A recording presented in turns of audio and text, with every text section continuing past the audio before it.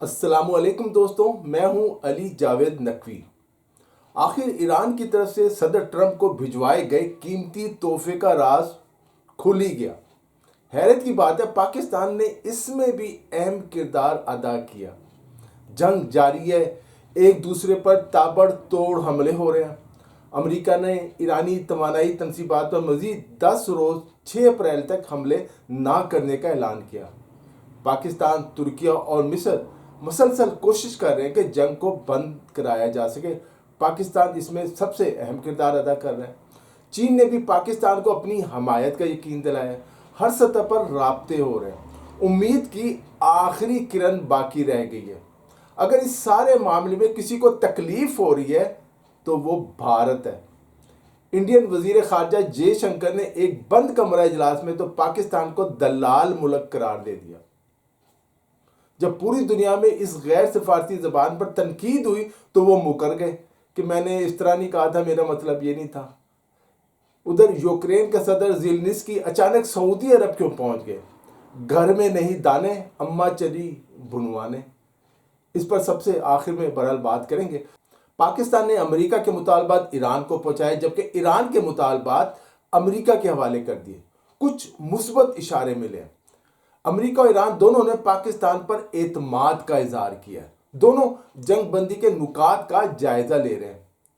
آپ نے کل 26 مارچ کی صدر ٹرمپ کی کابینہ اجلاس میں گفتگو سنی ہوگی۔ ٹرمپ اس سے پہلے بھی ایران کی طرف سے قیمتی تحفے دینے کا ذکر کر چکے ہیں۔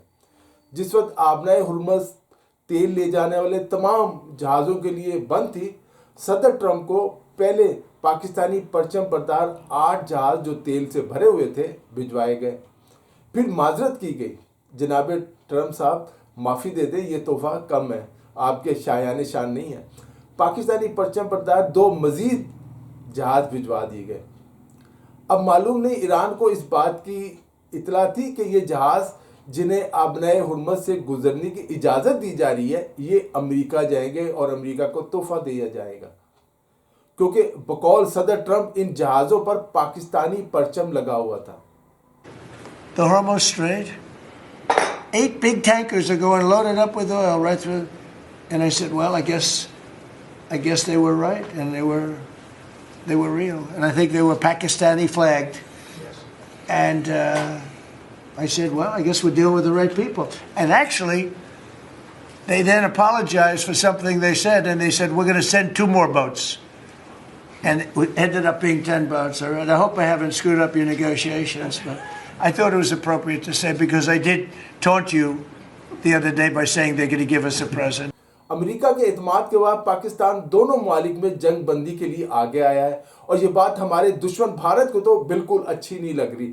ان کی حالت اس وقت دیکھنے والی ہے۔ پوری دنیا کی نگاہیں اسلام آباد کی طرف ہیں۔ بھارت بہت جیلسی محسوس کر رہا ہے۔ یورپی ممالک خاص کر برطانیہ، جرمنی اور فرانس اس جنگ کو رکوانے کے لیے آگے انہیں آنا چاہیے تھا، لیکن وہ پیچھے رہے۔ ان کا خیال ہے کہ وہ کوئی کردار ادا نہیں کر سکتے، ٹرمپ کو راضی نہیں کر سکتے، لیکن پاکستان آگے بڑھا۔ ایک بات طے ہے کہ صدر ٹرمپ موڈی ہیں۔ وہ کبھی کچھ کہتے ہیں، کبھی کچھ کہتے ہیں، ان کی کوئی سمجھ نہیں آتی۔ ان کی باتوں اور پالیسیوں میں تسلسل نظر نہیں آتا ہے۔ کبھی کہتے ہیں کہ وہ جنگ کو فوری طور پر ختم کرنا چاہتے ہیں، کبھی کہتے ہیں کہ ایران سے معاہدہ ہو جائے گا، لیکن اگلی سانس میں پیش گوئی کرتے ہیں کہ جنگ کئی ہفتوں تک جاری رہے گی۔ یہ بھی کہہ چکے ہیں کہ وہ معاہدے اور جنگ بندی کا فیصلہ واپس لے سکتے ہیں، یعنی امریکہ معاہدے ہی نہیں کرے گا۔ اب ان کی کس بات کا یقین کیا جائے اور کس کا نہ یقین کیا جائے؟ تباہی اور خون ریزی بڑھتی جا رہی ہے۔ پاکستان کی کوششوں کو دنیا میں امید کی آخری کرن بھی کہا جا رہا ہے۔ اگر کسی معاہدے پر نہ پہنچا جا سکا تو یہ جنگ یوکرین کی طرح کئی سال تک جاری رہ سکتی ہے۔ صدر ٹرمپ نے 26 مارچ کو ہی میڈیا سے گفتگو کرتے ہوئے اس بات کی تصدیق کی کہ انہیں آبنائے ہرمز سے تیل کے 10 ٹینکر بھجوائے گئے، جن پر پاکستانی جھنڈا لگا ہوا تھا۔ پاکستان نے پہلے 10 ٹینکر بھیجے، معذرت بھی کی کہ یہ ٹینکر کم ہے، مزید 2 ٹینکر بھیج دیے۔ امریکہ کے بقول پاکستان نے ٹرمپ کو خوش کر کے اعتماد حاصل کیا۔ اگر جنگ نہ رکی تو یہ وقت کے ساتھ ساتھ آؤٹ آف کنٹرول ہو جائے گی۔ ایران بحیرہ احمر کے اہم راستوں کو بھی بند کر سکتا ہے۔ یمن کی انصار اللہ یا حوثی فورسز جو ہیں وہ زیر زمین کیبلز کاٹ سکتی ہیں۔ امریکہ ایران کے اندر زمینی فوجی کارروائی شروع کر سکتا ہے، جبکہ خلیجی ممالک کے جو بنیادی ان کا انفراسٹرکچر ہے اس کو تباہی کا سامنا کرنا پڑ سکتا ہے، جو پورے خطے کو، مشرق وسطیٰ کو کئی دہائیوں پیچھے دھکیل دے گا۔ ایران کہہ چکا ہے کہ اگر اس کے کسی جزیرے پر قبضے کی کوشش کی گئی یا زمینی فوج اتار دی گئی ایران کے کسی حصے میں، یا توانائی کی تنصیبات کو نشانہ بنایا، تو وہ بھی مشرق وسطیٰ کے ممالک کی تنصیبات کو نشانہ بنائے گا۔ پورا خطہ اندھیرے میں ڈوب جائے گا۔ ایران نے امریکہ کی زمینی فوج کا مقابلہ کرنے کے لیے 10 لاکھ فوجیوں کو طلب کر لیا، جو اس بات کا اشارہ ہے کہ جنگ پھیلنے کے امکانات زیادہ ہیں۔ صدر ٹرمپ کی دھمکی اپنی جگہ، لیکن امریکہ کو اس بات کا احساس ہے کہ تمام تر طاقت استعمال کرنے کے باوجود وہ ایران کو نہیں جھکا سکا۔ ایران اس وقت کمزور نہیں بلکہ طاقتور پوزیشن میں ہے۔ امریکہ کے تباہ کن حملے، الٹیمیٹمز اور ڈیڈ لائنز مطلوبہ نتائج نہیں دے سکے ہم۔ ایران ان مذاکرات کے حوالے سے روس اور چین سے بھی مشاورت کر رہا ہے۔ پاکستان نے بھی ان تمام ملکوں کو اور دوستوں کو اعتماد میں لیا ہے۔ ایران جنگ بندی نہیں بلکہ ایک جامع اور مستقل حل چاہتا ہے۔